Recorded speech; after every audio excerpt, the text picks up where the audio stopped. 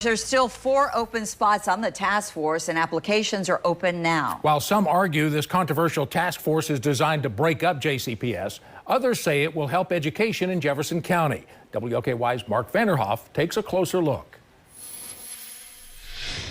This task force was created by House Concurrent Resolution 81, which set the parameters for the 13 members who sit on it. We now know who some of those members are.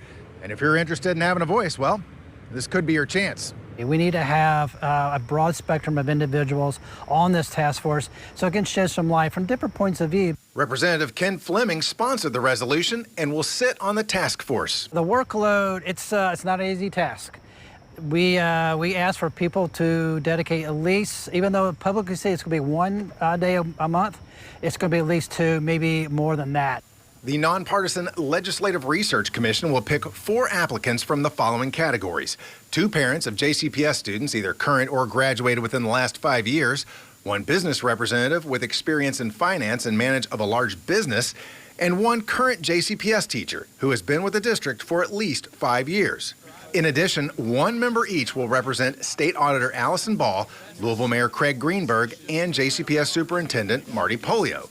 The task force will be co-chaired by 2 Republicans, Senator Mike Nemes, whose district includes part of southern Jefferson County, and Representative Kim Banta, who worked as a teacher and principal in northern Kentucky.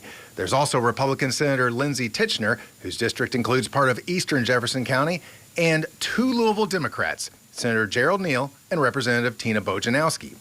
Bojanowski, a special education teacher in JCPS, hopes the task force makeup will reflect the district's racial and gender composition as required by the resolution. So with JCPS being a minority-majority school district, I would anticipate that the individuals on that panel would proportionately represent the community. And she hopes breaking up JCPS is not the sole discussion. I'm hoping, I've been told that it's not created with pre-existing thoughts.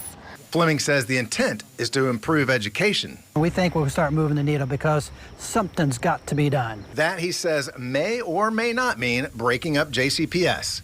Mark Vanderhoff, WLKY News. Now, the first meeting of the task force is July the 15th. Its goal is to make recommendations to state lawmakers by December 1st. For more information on how you can apply, just visit WLKY.com or check out our mobile app.